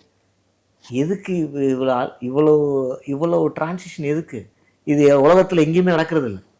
அதுவும் இங்கே ஒவ்வொரு டிரான்சிஷனில் 25 லட்சம் ஸ்டூடெண்ட் அஃபெக்ட் ஆகிறான். ஏன்னா இந்தியா பெரிய கண்ட்ரி, 10,000 பேர் 20,000 பேர் அஃபெக்ட் ஆகலாம். நீங்கள் பண்ணுற ஒவ்வொரு மாடிஃபிகேஷன்லேயும் 25 லட்சம் பேர் அஃபெக்ட் ஆகும். அதை தாங்க முடிஞ்சவன் உயிர் வாழ்ந்துருவான், தாங்க முடியாமல் சூசைட் பண்ணுறான், அவங்க அம்மா அப்பா சைடில் ப்ரெஷரு. ஸோ இதை ஏன் ஒரு ஸ்டாண்டர்டான ஒரு டெஃபினட்டான ப்ரோட்டோக்காலில் சிம்பிளாக வைக்க முடியாது? ஏன் வைக்க முடியாதுங்கிறது என்னோட கேள்வி. இப்போது ஜேஇ எக்ஸாம்ஸை பொறுத்த வரைக்கும், அட்வான்ஸ்டை பொறுத்த வரைக்கும் சார், அவங்க படிக்கிறாங்க, மெரிட்டில் வந்தால் மட்டும் ஐஐடியில் போக முடியும், மெரிட்டில் வரலைன்னா ஐஐடிக்கு போக முடியாது, அண்ணா யூனிவர்சிட்டி அஃபிலியேட்டட் காலேஜஸ்க்கு போய்க்கலாம். பட் நீங்கள் நீட்டில் கிட்டத்தட்ட 9 லட்சம் பேர் எலிஜிபிள் அப்படின்னு போட்டுறீங்க ஆல் இந்தியா முழுசும். நீங்கள் மொத்த சீட்ஸே எவ்வளோ இருக்குன்னா 90,000, பிலோ 1 lakh தான் இருக்குது. இதில் மெரிட்டில் நீங்கள் ஒரு 50,000 சீட்ஸை போட்டுறீங்க. ரிமைனிங் ஒரு 40,000 சீட்ஸ் இருக்குல்ல. இந்த 40,000 சீட்ஸில் ஒரு 9 lakh ஸ்டூடெண்ட்ஸ் காம்படிட் பண்ணுறாங்க. அங்கே மணி கேம் பெருசாக இருக்குல்ல. ஏன் நீங்கள் அப்போ அங்கே ஒரு மணி கேம், இந்த 9 lakh ஸ்டூடெண்ட்ஸை எலிஜிபிள்னு நீங்கள் ஏன் அனௌன்ஸ் பண்ணுறீங்க? ஒரு 2 lakhs அனௌன்ஸ் பண்ணலாம். இல்லைன்னா 90,000 சீட்ஸ் தான் இருக்குது, அந்த 90,000 சீட்ஸ்க்கு நீங்கள் என்ன பண்ணிக்கலாம், எலிஜிபிள் லிஸ்ட்டை போடலாம். ஏன் அந்த வேரியேஷனே வச்சுருக்கீங்க? ஏன் அப்படின்னா, சரி இதில் ஷார்ப்பாக ஒரு பக்கம் எக்கனாமி ப்ளே ஆகுது, ஒரு பக்கம் பாலிடிக்ஸ் ப்ளே ஆகுது. சரியா? நம்ம ஒரு கன்ஃபியூஷன் இருக்கும். மெரிட் பேஸ்டாக காம்ப்ரிஹென்சிவ் எவாலுவேஷனாக. நீங்கள் மெரிட் பேஸ்னால் 90,000 சீட்டுமே ரேங்க்கில் போட்டுவிட்டு போயிடலாம். எஸ், பியூர் மெரிட் பேஸ்னா. அப்படி போட்டால் ப்ரைவேட் மெடிக்கல் காலேஜ் நடத்துறதுல சிரமம் வந்துடும் அவங்களுக்கு. ஏன்னா கவர்மெண்ட் மெடிக்கல் காலேஜ் சப்சிடி நடத்துகிறாங்க. ப்ரைவேட் மெடிக்கல் காலேஜ் நீங்கள் நடத்த அலோவ் பண்ணிட்டீங்க, காசு கட்டி. அவன் பெரிய இன்ஃப்ராஸ்ட்ரக்சர் கட்டி 200 கோடி இன்வெஸ்ட் பண்ணி ஒரு காலேஜ் ஆரம்பிச்சுட்டு அவன் எப்படி 60,000 ரூபாய்க்கு ஃபீஸ் வாங்க முடியும்? அவனை நீங்கள் அலோவ் பண்ணியிருக்கக்கூடாது. நீங்கள் அவனை அலோவ் பண்ணதுக்கப்புறம் இப்போ உட்காந்து நீ கம்மியாக நடத்தினா திருப்பி அவனும் கவர்மெண்ட் சீட்டுக்கு ஈக்குவலாக நடத்த முடியாது, அவனுக்கு பே பண்ண முடியாது. ஏன்னா கவர்மெண்ட் காலேஜில் எந்த காலேஜும் லாபம் சம்பாதிக்காது. இன்ஃபேக்ட் கவர்மெண்ட்லேருந்து வருஷம் கிராண்ட் போயிட்டுருக்கு எல்லா காலேஜும் நடத்துறதுக்கு. ஏன்னா ஃபேக்கல்ட்டி எக்ஸ்பென்ஸு மற்ற எக்ஸ்பென்சஸ் பெருசு. நீங்கள் க்ரியேட் பண்ணியிருக்க இன்ஃப்ரா இருக்கு இல்லையா, அதுக்கு. ஸோ இதில் சில பேர் யூனிவர்சிட்டி ப்ரைவேட் யூனிவர்சிட்டிலாம் வந்ததுக்கப்புறம், டீம் யூனிவர்சிட்டியில் வந்ததுக்கப்புறம் போய் சுப்ரீம் கோர்ட்டில் கேஸ்லாம் போட்டாங்க. இப்போ கூட ரீசெண்டாக ஒரு எஸ்எல்பி ஃபைல் ஆச்சு. அவங்கெல்லாம் வந்து கவர்மெண்ட் சீட்டு ரேட்டை வாங்க சொல்லுங்கள், அவங்களுக்கு சம்பாதிக்க விட்றீங்கன்னு. சுப்ரீம் என்ன சொல்லுது, நான் முதல்ல போய் தலையிட்டோம்னா அவனால் நல்ல எஜுகேஷன் கொடுக்க முடியாது, காலேஜ் நடத்த முடியாது, மூடிடுவான்னு. இது நம்ம இல்லைன்னு சொல்ல முடியாது. ஸோ நீங்கள் என்ன பண்ணியிருக்கணும், ஒன்று எல்லாமே கவர்மெண்ட் மெடிக்கல் காலேஜஸ் வந்திருக்கணும், கவர்மெண்ட் சீட்டாக போயிருக்கணும். ப்ரைவேட் மெடிக்கல் காலேஜாக நீங்கள் என்ன சொல்லியிருக்கணும், தம்பி ஏன் நான் வாங்குகிற ஃபீஸ் தான் வாங்கணும், வேலை ஃபீஸ் வாங்கக்கூடாது, அப்படின்னா காலேஜ் போடுன்னு சொல்லியிருக்கணும். அதை பண்ணலை. இது இப்பயும் பண்ணலாம், ஆனால் அவன் வாங்கியிருக்க, அவன் டெபாசிட் இன்வெஸ்ட் பண்ணியிருக்க 300 கோடி யார் பொறுப்பேற்றுக்கிறங்கிற கேள்வி வரும். அவன் போய் கோர்ட்டில் நிற்பான். இது ஒரு கான்செப்ட். இப்போ நான் ஒரு ஸ்டோரி சொல்கிறேன், நடந்த ஸ்டோரி. எலிஜிபிலிட்டியில் எக்கனாமி க்ரியேட் பண்ணலாம், லாபத்தை க்ரியேட் பண்ணுறாங்க. எப்படி சார் அப்படின்னு கேட்டிங்கன்னா, நாங்கள் படிக்கும்போது இன்ஜினியரிங் அட்மிஷனுக்கு 200 மார்க்குக்கு 120 மார்க் கம்பல்சரியாக வாங்கணும். அப்புறம் என்ன அர்த்தம், மேத்ஸு ஃபிசிக்ஸ் கெமிஸ்ட்ரி சேர்த்து நீங்கள் 120 மார்க் வாங்கியிருக்கணும். 120 வாங்காட்டா நீங்கள் இன்ஜினியரிங் அட்மிஷனுக்கு எலிஜிபிளே கிடையாது. என்ட்ரன்ஸில் 50க்கு 40 வாங்கினாலும். சரி, சடனாக வந்து தமிழ்நாட்டில் 96லேருந்து 2005க்குள்ளே ஒரு 200 காலேஜ் 250 காலேஜ் உருவாகுது. எத்தனை காலேஜ்? 250. 92ல் நான் இன்ஜினியரிங்குள்ளே என்டர் ஆகும் பொழுது தமிழ்நாட்டில் இருந்தது அரௌண்ட் 45 to 50 காலேஜஸ். 2005ல் ஆல்மோஸ்ட் 300 காலேஜ் வந்துருச்சு. 250 புது காலேஜ் வருது. இந்த 250 காலேஜ் அட்மிஷன் எங்கேருந்து வரும்? அவங்களாம் காலேஜ் கட்டி அப்ரூவல் வாங்கிட்டாங்க, அதுன்னு ஏகப்பட்ட செலவுகள்லாம் பண்ணிட்டாங்க. இப்போ இந்த காலேஜுக்காரங்களாம் என்ன பண்ணுறாங்க, ஏன்டா நமக்கு இன்ஜினியரிங் ஆள் கிடைக்க மாட்டேங்கி, நம்ம தான் காலேஜெலாம் சூப்பராக கட்டி வச்சிட்டோம்னு பார்த்தா எலிஜிபிலிட்டி 120 மார்க்கு யாரும். ஸோ 10 லட்சம் பேர் அப்பியர் ஆகிறதுல இன்ஜினியரிங்க்கு ஒரு 50,000-60 பேர் எலிஜிபிள் ஆகிறான். காலேஜ் நிறைய வந்துருச்சு, காலேஜ் வந்துருச்சு, சீட்டு ஃபில் ஆக மாட்டேங்கி. அப்போ ஒரு அரசாங்கம் என்ன பண்ணாங்க, 120 மார்க்கை டைலூட் பண்ணுறாங்க. பாஸ் பண்ணால் போதும் இன்ஜினியரிங் சேர்ந்துக்கலான்னு. இது எலிஜிபிலிட்டி நீங்கள் டைலூட் பண்ணுறீங்களா இல்லை எக்கனாமியை க்ரியேட் பண்ணுறீங்களா? நீங்கள் டைலூட் பண்ணாலும் என்ன ஆயிடுது, 12th பாஸ் பண்ணாலும் இன்ஜினியரிங் போயிடலாம் வந்துருச்சு. லேட்டர் டான்செட்னு ஒரு எக்ஸாம் இருந்துச்சு. அந்த டான்செட்டை அதுக்கப்புறம் டிஎம்கே கவர்மெண்ட் 2006 2007 வரும்போது அதையும் கேன்சல் பண்ணிட்டாங்க. இன்ட்ரெஸ்டே வேண்டாம், 12th மார்க்கில் போய். நான் ஏன் அந்த பார்ட்டி பேரை சொல்லனா, அது சொன்ன அரசியல் ஆயிரும், அவங்க பண்ணாங்க இவங்க பண்ணாங்க. அதனால தான் எஜுகேஷன்லேயே பாலிடிக்ஸ் கிடையாது, இது பாலிடிக்ஸ் கிடையாது. அதுக்கான இப்போ 120 மார்க்கை குறைச்சது மாபெரும் தவறு. ஒரு பாஸ் பண்ணுற பையன் எப்படி இன்ஜினியரிங்கில் போய் என்ன சர்வே ஆவான்? 70 மார்க் எடுத்து பாஸ் பண்ணுற பையன் இன்ஜினியரிங் படித்து என்ன அவன் அடுத்த லெவல் எப்படி போவான்? இப்போ உங்களோட இன்ஜினியரிங் படிக்கிறவங்களாம் இன்ஜினியரிங் ஃபீல்டில் உங்களோட காம்படிட் பண்ணுவானா மாட்டானா? 195 எடுக்கிற பையன் கூட நீங்கள் 75 மார்க் எடுத்த படித்த பையன் அதே எலக்ட்ரானிக்ஸ் அண்ட் கம்யூனிகேஷன் இன்ஜினியரிங் படிச்சுட்டு எந்த வேலைக்கு போக முடியும்? ஸோ இவனால் போய் ஒரு பெரிய கம்பெனியில் வேலைக்கும் போக முடியாது, கேம்பஸில் அவுட் ஆவான். அதுக்கப்புறம் இவனால் வந்து ஒரு இன்ஜினியரிங் முடிச்சுட்டு ஒரு ஆனரி வேலையும் பார்க்க முடியாது. ஸோ அவன் ஒரு 3 சங்கு சொர்க்கத்தில் மாட்டிப்பான். ஒரு பக்கம் இன்ஜினியரு, ஒரு பக்கம் வேலை இல்லை. ஏன்னா மார்க்கெட் அவ்வளோ வேலையை உருவாக்க முடியாது. எங்கே இருக்குது அவ்வளோ வேலை? தமிழ்நாடு கொஞ்சம் தப்பிச்சது காரணம் நிறைய பேர் ஃபாரின் போனதுனால. நிறைய பேர் 2000ல் அந்த 2010ல் அங்கே வந்து இந்த ஒய்டிகே, ஐபிஎம் மெயின் ஃப்ரேமு, அப்புறம் வரிசையாக அந்த சாஃப்ட்வேர் பூம் ஆச்சு யூஎஸில். அதனால் இங்கேருந்து ஒரு பெரிய க்ரௌடு போச்சு. அதனால இங்கே இன்ஜினியர்ஸ்க்கு இங்கே கொஞ்சம் மிச்சம் மீதி இருக்கவங்க எல்லாத்துக்கும் வேலை கிடச்சிது. அந்த நேரத்தில் தான் சத்தியம் கொஞ்சம் டவுன் ஆச்சு. சத்தியம் வந்து எக்கனாமிக் க்ரைமால் ப்ராப்ளம் ஆச்சு. Okay, that is not with the software. அது வந்து அவங்களோட அக்கௌண்டிங்கை எப்படி காமிக்கிறதில்ல, அவங்க தப்பு பண்ணாங்க, அதில் ஒரு பெரிய ப்ராப்ளம் ஆச்சு. ஸோ அது இந்த ப்ராப்ளம் இல்லை. ஸோ நாம் எப்படி பார்க்குறோன்னா, இவ்வளோ எம்ப்ளாய்மெண்ட்டை நீங்கள் க்ரியேட் பண்ணாமல் நீங்கள் எலிஜிபிலிட்டியை தூக்கி விட்டீங்க. அப்போ அந்த பையனை போய் நீங்கள் ஒரு காணலும் எடுத்துட்டீங்க. எனக்கு தெரியும் இந்த மாதிரி அவனுக்கு பாவம் இன்ஜினியரிங் அப்பட்டேட்டே இருக்காது, அவனுக்கு மேத்ஸே பெருசாக வராது, அவனே கஷ்டப்பட்டு 70 மார்க் வாங்கியிருக்கான் மேத்ஸில் 200க்கு. அவனை போய் நீங்கள் இன்ஜினியரிங் படிக்க வச்சு ஃபோர்ஸ் பண்ணி அவனுக்கு நல்ல ஒரு வேறு ஒரு ஃபீல்டில் அவன் ஜெயிச்சிருப்பான். வேறு ஏதோ ஃபீல்டில் லாலையோ இல்லை ஒரு வேறு ஃபீல்டில் ஜெயிச்சிருப்பான். இன்றைக்கி எத்தனை பேர் இன்ஜினியரிங் முடிச்சுட்டு லா டிகிரி படிக்கிறது? அதில் எனக்கும் தெரிஞ்ச ஒரு கதையை நான் ஒரு ஆட் பண்ணிக்கிறேன் சார். அதாவது இன்ஜினியரிங்கில் இப்போ ஸ்டாஃப் சேர்ந்த உடனே ஸோ இந்த சீட்ஸ் ஃபில் ஆகலேன்னு அந்த ஸ்டாஃப்ஸுடைய வேலையே யாரெல்லாம் 12th முடிச்சிருக்கிறாங்களோ அவங்கள எல்லாரையும் என்ன பண்ணணும்னா இன்ஜினியரிங் காலேஜுக்கு கூட்டிகிட்டு வரணும். ஒவ்வொரு ஸ்டாஃபும் அட்லீஸ்ட் ஒரு 10 பேர் 20 பேர் இங்கே கூட்டிகிட்டு வரணுங்கிறதுனால அவங்க வேறு லாக்கு படிக்கலான்னு ஆசையாக இருந்தால் கூட இன்ஜினியரிங் நல்ல ஃப்யூச்சர், நிறைய வேலை இருக்குது, 10 லட்ச ரூபா சம்பளம் இருக்குது அப்படின்னு சொல்லி பிக் பண்ணிட்டு வந்துடுறாங்க கிராமத்துலேருந்து. கம்மியான ஃபீஸில் நீங்கள் உள்ளே சேர்ந்துடலாம் அப்படின்னு சொல்லி. ஆமாம், இன்றைக்கி என்ன ஆயிடுச்சு, கடைசியாக 600 காலேஜ் போய் அதில் 200 காலேஜ் இந்த வருஷம் அட்மிஷன் இல்லை. இப்போ 400 காலேஜ் ஓடிக்கிட்டு இருக்கு தமிழ்நாட்டில். ஸோ நம்ம 40 காலேஜில் ஆரம்பித்து 600 போய் இப்போ 400 வந்து நிற்கிறோம். இந்த டிரான்சிஷன் பண்ணுற அஃபெக்ட் இதுக்கு நடுவில் இந்த என்ட்ரன்ஸ் ப்ராப்ளம், இந்த எலிஜிபிலிட்டி வரும். நீங்கள் கேட்ட கேள்வி ஏன் எலிஜிபிலிட்டியை கொடுக்குறாங்க அப்படின்னா அப்போ தான் அட்மிஷனுக்கு அவைலபிலிட்டி இருக்கும். அதில் எவன் காசு இருக்கணும் அவன் அட்மிஷன் போடுவான். சரியா? இன்னொரு சைடில் பாருங்கள், நான் ஒரு ஹாஸ்பிட்டல் வச்சுருக்கேன். எனக்கு ஹாஸ்பிட்டலில் என் பையனுக்கு கொடுக்க போகிறேன், இல்லை என் பொண்ணு கொடுக்க போகிறேன்னு வச்சுக்கோங்க. நான் வந்து என் பையனையோ பொண்ணையோ படிக்க வைக்கிறேன். எதுக்கு படிக்க வைக்கிறேன்? அந்த ஹாஸ்பிட்டலில் மேனேஜ் பண்ணுறதுக்கு. எனக்கு டாக்டர் ஆகி எனக்கு ஒன்றும் தெரியாது. அட்லீஸ்ட் நான் பாஸ் பண்ணிட்டேன்னா நான் சூப்பர் டூப்பர் டாக்டர் ஆகலாட்டாலும் எனக்கு இது என்னென்ன வார்த்தைன்னு தெரியும். Have to manage. ஸோ அதுக்கு நான் எம்பிபிஎஸ் படிக்க வைக்கிறேன்னு முன்னாடிலாம் ஃபாரின் அனுப்புனாங்க, பியூர் மெரிட் இருந்தால். இப்போ வந்து இங்கே இருக்குது, படிச்சுட்டு சரி அவங்க ஹாஸ்பிட்டலில் மேனேஜ் பண்ணிட்டு போயிடுவாங்க. நம்ம அதை அலோவ் பண்ண வேண்டிய கட்டாயத்தில் இருக்கோம். ஏன்னா எப்படி இருந்தாலும் ஹாஸ்பிட்டலில் ஒருத்தர் மேனேஜ் பண்ணணும்ல.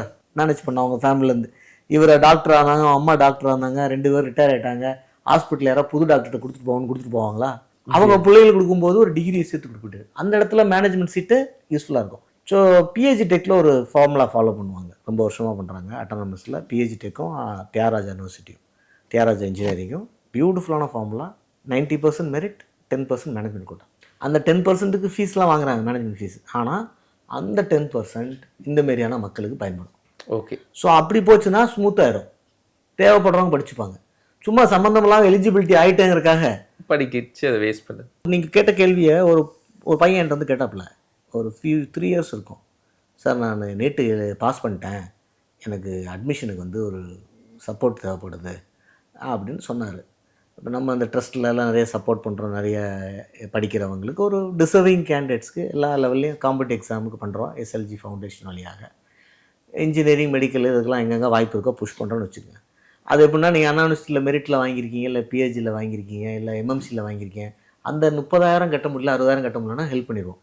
நீங்கள் வந்து ராமச்சந்திரா மெடிக்கல் காலேஜில் வாங்கியிருக்கேன், எலிஜிபிலிட்டி எனக்கு இருக்குது என் நெட் ஸ்கோருக்கு, ஆனால் 20 lakhs சார் கட்டணும்னா அவருக்கு என்ன புரியலைன்னா, எப்போ அது எலிஜிபிலிட்டின்னு அது மெரிட்டு கிடையாது சார், ராமச்சந்திராவில் மெரிட்லாம் சார் வாங்கியிருக்கேன்றார். அவருக்கு எப்படி நம்ம புரிய வைக்கிறது? அது ராமச்சந்திரா மெரிட்ஸ். ஏன்னா மெரிட் ராமச்சந்திரா பொறுத்த மட்டும் ஃபஸ்ட்டு சீட்லேருந்து 150வது சீட்டு வரைக்கும் ஒரே ஃபீஸ் தான். அது டீம்டு யூனிவர்சிட்டி. ஸோ நீங்கள் எத்தனை ரேங்க் எடுத்தாலும் ஆல் இண்டியா லெவலில் நீங்கள் ராமச்சந்திராவை சூஸ் பண்ணிங்கன்னா 150 சீட்டுக்கும் ஒரே ஃபீஸ். நீங்கள் மெரிட்டட் கேண்டிடேட்டாக இருந்தாலும் 20 லட்சம் கொடுத்தா தான் படிக்க முடியும். அந்த அட்மிஷன் மெரிட்டு தான், ஆனால் எலிஜிபிலிட்டி பேஸ்டில் சீட்டு வேகன்சியை பொறுத்து கவுன்சிலிங்கில் ஃபில் ஆகுது. அப்போ அவர் கவுன்சிலிங்கில் ஒரு 480 மார்க் 500 மார்க் எடுத்திருக்காரு. 500 மார்க் வச்சு ராமச்சந்திராவில் சீட்டு வாங்கிட்டார். வாங்கிட்டு எனக்கு ஹெல்ப் பண்ணுங்கள் சார், நான் அட்மிஷன் வாங்கிட்டேன் அப்படின்றது. எப்போ அப்படி அர்த்தம் இல்லைப்பா. அதுக்கு நீ எம்எம்சியில் வாங்கியிருந்தா ஹெல்ப் பண்ணுவாங்க. ராமச்சந்திரன் 20 லட்ச ரூபா கொடுத்து அவன் பையன் பொண்ணை படிக்க வைக்கிறதுக்கே 4 நாள் யோசிப்பானுங்க. எந்த ட்ரஸ்ட்டுப்பா நம்ம கொடுக்க மாட்டாங்க அப்படிலாம் அப்படின்னு நம்ம புரிய வைக்கின்றது. ஏன்னா அவருக்கு அது மெரிட் தானேன்னு ஒரு குழப்பம் இருக்குது. நான் மேனேஜ்மெண்ட் சீட் வாங்கல சார், கவுன்சிலிங்கில் தான் வாங்கியிருக்கேன்றார். ஸோ இது எலிஜிபிலிட்டி கிரியேட் பண்ணுற கன்ஃபியூஷன். அதில் வந்து நீங்கள் நீட்லேயும், அது சம்டைம்ஸ் பிஜி நீட்லலாம், ஐ திங்க் யூஜி நீட்டு 0லாம் போகுது eligibility. PG NEET I think PG NEET 0லாம் போகுது. அது போன வருஷம் 0 கொண்டு வந்துட்டாங்க. ஆமாம், ஏன்னா நெகட்டிவ் மார்க் வந்ததுனால 0 போகுது. ஆமாம் 0. ஸோ அது ஒரு அடுத்த ஒரு கன்ஃபியூஷனு. இன்னும் 0 மார்க் அவங்க எலிஜிபிலிட்டினா அப்போ எக்ஸாம் எழுதுனால ரைட்டு தானே அப்படின்னு. அதோட எதுக்கு? ஸோ இத்தனை கன்ஃபியூஷன் நமக்கு தேவையில்லை. 50 எக்ஸாம் 12வது படிக்கிற இளைஞனுக்கு தேவையில்லை. அவன் வாழ்க்கையும் கஷ்டப்படுத்தி நம்ம சாதிக்கிறதும் ஒன்றும் இல்லை. So 12th mark plus entrance, சரியா? நல்ல யூனிவர்சிட்டிஸில் மெரிட்டு ப்ளஸ் மேனேஜ்மெண்ட் கோட்டா 2ஆக பிரித்து, ஏன்னா அவனை ரன் பண்ண அலோவ் பண்ண வேண்டியதுக்கு நீங்கள் க்ரியேட் பண்ணிட்டீங்க. ஸோ இதெல்லாம் பண்ணால் தான் அதையும் ஒரு ஸ்டாண்டர்ட் பாலிசியாக ஒன்று பண்ணிங்கன்னா ஒரு 10 வருஷமாக வச்சுருங்க. எவ்ரி இயர் மாத்திரம் என்ன பண்ணுறது? ஸோ இதெல்லாம் வந்து மாணவர்களுடைய வாழ்க்கையை கஷ்டப்படுத்து, ப்ளஸ் அந்த பீரியடில் ஸ்ட்ரெஸ்ஸில் கொண்டு போய் கொடுக்குது. அதோட இன்கன்வீனியன்ஸு தான் இன்றைக்கி நம்ம போராட்டமாக டெல்லியில் பார்க்குறோம். ஒரே ஒரு விஷயம் கேட்டிருக்கேன் சார், இதெல்லாம் ஏன் என்ட்ரன்ஸ் எல்லாம் வைக்கலை அப்படிங்கிறதுக்கு சொன்ன பதிலை மட்டும் நான் ஒரு கேள்வியாக வச்சிடறேன். எல்லாரும் படிக்கட்டும், வேலைங்கிற 2வது நம்ம பார்த்துக்கலாம். முதல்ல எல்லாரும் இன்ஜினியரிங் படிக்கட்டும், எல்லாரும் டாக்டர் படிக்கட்டும். அதுக்காகத்தான் நாங்கள் என்ட்ரன்ஸ் வைக்கலை, என்ட்ரன்ஸ் வேண்டாங்கிறோம். அதில் ரெஸ்ட்ரிக்ஷன் போட்டு அந்த கனவை அடையாமல், நான் படிச்சிருந்தா ஆயிருப்பேன், நம்ம படிக்க முடியலையே, அதுக்கு ஒரு தடையாக இது வந்துடுச்சே. அதாவது யூஎஸில் ஒரு பாலிசி இருக்குங்க, அண்டர் கிராஜுவேஷன் ஸ்காலர்ஷிப் கிடையாது. பிஜிக்கு எல்லா யூனிவர்சிட்டிலையும் ஸ்காலர்ஷிப் கொடுக்குறாங்க. நீங்கள் ஜிஆர் எழுதி பாஸ் பண்ணி போனீங்கன்னா, ஜிமெயில் எழுதினா பிஜிக்கு அதுலேயும் இன்ஜினியரிங் ரிசர்ச் ஸ்காலர்ஷிப் ஜாஸ்தி, மெடிக்கல் ரிசர்ச்சுக்கு ஸ்காலர்ஷிப் ஜாஸ்தி, எம்பிஏக்கு கிடையாது. ஸோ என்ன அர்த்தம் அப்படின்னா, நீங்கள் ஸ்கூலோட எக்ஸ்பென்சஸ்ஸு அரசாங்கம் முழுமையாக பார்த்துக்கணும். ஸ்கூலோட எக்ஸ்பென்சஸ் அதுதான் ஒரு நல்ல ஆட்சிக்கு அழகு. UG under graduate MBBS engineering எல்லாமே அஃபோர்டபுளாக கொடுக்கணும் சொசைட்டிக்கு. ஆனால் நம்ம எல்லாத்துக்கும் ஆசை இருக்கும், நம்ம பையன் வந்து ஐஐடியில் படிக்கணும். எப்படி கவர்மெண்ட்டால் ஒரு ஃபெசிலிட்டி க்ரியேட் பண்ண முடியும்? ஸோ இன்னொன்று, நீங்கள் ஒரு இன்ஜினியரிங்கில் இந்த ஹைரார்க்கி எப்படி அவாய்ட் பண்ணுவீங்க? ஐஐடிக்கும் அண்ணா யூனிவர்சிட்டிக்கும் பிஹெச்டிக்கும் என்ஐடிக்கும் தியாகராஜாவுக்கும் 600 காலேஜ் இருக்கிற இன்ஜினியரிங் காலேஜுக்கும் ஹைரார்க்கி உண்டு. நீங்கள் அதை எப்படி அவாய்ட் பண்ணுவீங்க? ஸோ எல்லா மாணவர்களும் இன்ஜினியரிங் படிக்கணும்னா எங்கே வந்து உட்காந்து படிச்சிடலாம். ஆனால் அவங்க எல்லாருமே அந்த ஹைரார்க்கியில் மேலே வர ட்ரை பண்ணுவாங்க. எத்தனை பேர்த்துக்கு சீட்டு தர முடியும்? ஸோ ஒரு சொசைட்டியோட பர்பஸ் வந்து அந்த மாணவனோட கனவை நிறைவேற்றுறதுங்கிறதுக்காக நீங்கள் ஒரு சம்மந்தமில்லாத ஒரு சிஸ்டத்தை க்ரியேட் பண்ணிட்டீங்கன்னா அந்த கனவு போய் ஒரு இடத்துல பிரேக் அடித்து நின்றுடும். இன்ஜினியரிங் முடிச்சப்போ நான் சொன்ன மாதிரி தான், அவன் போய் எப்படி ஒரு போஸ்ட் மாஸ்டர் வேலைக்கு போக முடியும்? எனக்கு தெரியும் ஒரு பையன் இன்ஜினியரிங் முடிச்சுட்டு போஸ்ட் மாஸ்டர் வேலை பார்த்துட்ருக்கான் அவங்க வில்லேஜில். என்ன ஹாப்பியாக இருப்பான்னு சொல்லுங்கள். அப்போ இவன் இன்ஜினியரிங் படித்து சந்தோஷப்படுவானா, இல்லை போஸ்ட் மாஸ்டர் நினச்சது அத்தப்படுவானா? ஸோ ஒரு சொசைட்டியோடைய கடமை என்னென்னா, வர்ற இளைஞர்களை யாருக்கு என்ன திறமை இருக்குதுன்னு பார்த்து அவனை ஃபில்டர் பண்ணி அவனை அந்தந்த ஃபீல்ட் ஆஃப் டொமைனில் போய் வைக்கணும். அதில் போய் எந்தெந்த காலேஜில் வந்து ஹைரார்க்கியில் ஒரு மெரிட்டில் கொண்டு வந்து வைக்கணும். இதை எந்த சொசைட்டி ஒழுங்காக பண்ணுதோ அந்த சொசைட்டி தான் சர்வே ஆகும். நிச்சயமாக சார். சார் எல்லாரும் மெடிக்கலுக்கு நீங்கள் சொல்கிறது எப்படின்னா, சார் எல்லோரும் ஆம்பளை பிள்ளை பத்துக்கு ஆசைப்பட்றாங்க சார், ஏன் எல்லாத்தையும் ஆம்பளை பிள்ளை பத்துக்கு அலோவ் பண்ணக்கூடாது? அவங்க கனவு சார், அது அவர் ஆம்பளை பையன் பத்துக்குன்னு கனவு வச்சுருக்காரு. நீங்கள் ஏன் நீங்கள் வந்து இந்த ஃபைட்டர் ஸ்கேன்லாம் வச்சுருக்கீங்க? எதுக்கு வைக்கணும்? எல்லாத்தையும் அலோவ் பண்ணுங்கள். எல்லோரும் ஸ்கேனில் பார்த்துட்டு பொன் குழந்தை இருந்தால் அழிச்சிருட்டோம். எல்லோரும் கனவு இருக்குல்ல ஆண் குழந்தை பெற்றுக்கிறேன்னு, அந்த கனவு அலோவ் பண்ணுங்கள். ஏன் பண்ண முடியல உங்களால்? ஏன் கவர்மெண்ட்டுக்கு அகென்ஸ்டாக இருக்குது அந்த கனவுக்கு? எந்த கனவு நிலையாக நிற்குமோ, சமுதாயத்தை நிலையாக நிற்குமோ அந்த கனவு தான் நிற்க முடியும். இந்த கனவு உங்களை கொண்டு போய் ஒரு சங்கடத்தில் விட்ட போகுது கொஞ்சம் நாளில். அப்போ அரசாங்கம் அதை இன்டர்வியூன் பண்ண வேண்டியிருக்கு. அரசாங்கம் நீ உனக்கு எல்லாருக்கும் ஆம்பளை பிள்ளை பற்றின கனவு இருக்குது, நம்ம அதுக்கு எதிராக இருக்க ஆளுங்க இருந்தாலும் சொல்லிடுற இந்த இடத்துல. அப்போ அந்த கனவு தப்பா ரைட்டா? அது தப்பு. அது சமுதாய தப்பு. சமுதாய சீர்கேடில் ஒன்று. நம்ம இந்திய சமுதாயம் குறிப்பாக தமிழ் சமுதாயத்தோட சீர்கேடில் அது ஒன்று. அதில் ஒன்றும் மாற்று கருத்து இல்லை. ஏன்னா நம்ம போன வீடியோ ஒன்று போட்டிருக்கோம், வம்சாவளியை தொடர்வது யார், பெண் தொடர்களால் ஒரு கேள்விக்குறி போட்டோம். அதுக்கான கமெண்ட்டை போய் பாருங்கள். எத்தனை ஆணாதிக்க மனோபாவ கமெண்ட்டை நான் பார்க்குறேன். பெண் எப்படி வம்சத்தை கொண்டு போகிறா சார் நீங்கள் சொல்கிறீங்க சார் கமெண்ட் போடுறாங்க. நாம் போட்டது கேம்பிரிட்ஜில் ரிசல்ட் வந்துச்சு, நான் வேற ஒரு கான்டெஸ்ட்டில் போட்டேன், பெண்ணுக்கும் ஆணுக்கும் சொசைட்டியில் என்ன ரோல்னு. இங்கே இது வந்து அந்த ஆணாதிக்க மனப்பான்மை. ஸோ நீங்கள் அந்தமாரி கனவை, இந்தமாரி நிறைய தவறான கனவுகள் நிறைவேற்றுறோன்னு சொல்லி சமுதாயத்தில் ஏகப்பட்ட பஞ்சாயத்து ஓடிக்கிட்டு இருக்கு. அதனோட விளைவை யார் அனுபவிப்பானா? திருப்பி சமுதாயம் தான் அனுபவிக்கும். இன்ஃபேக்ட் அந்த கனவை ஆசைப்பட்டவங்க அதிகமாக அனுபவிப்பாங்க. இதை தடுக்க வேண்டிய இடத்துல சமுதாயமும் அரசாங்கமும் இருக்கணும். அது இருந்தால் தான் சர்வேவா. நிறைய உண்மையாகவே நீட் அந்த என்ட்ரன்ஸ் அந்த ஃபார்முலா அப்படிங்கிறது ஒரு பெரிய இடியாப்பசிக்கல் மாதிரியான ஒரு விஷயந்தான். ரொம்ப தெளிவாக இருந்துச்சு. நம்ம வீடியோ பார்க்கக்கூடியவங்களுக்கு இது குறித்த ஒரு பரந்துபட்ட பார்வை. இன்னொன்று, இந்த போராட்டத்தில் ஈடுபட்டிருக்கக்கூடிய மாணவர்களுக்கே ஒரு ஐ ஓப்பனராக இந்த இன்டர்வியூ கண்டிப்பாக இருக்கும் அப்படிங்கிற நம்பிக்கை இருக்குது சார். நன்றி நன்றி. உங்களுடைய கேள்விக்கு வாழ்க. நன்றி நேயர்களே. மற்றும் ஒரு நிகழ்ச்சியில் சந்திக்கலாம். நன்றி.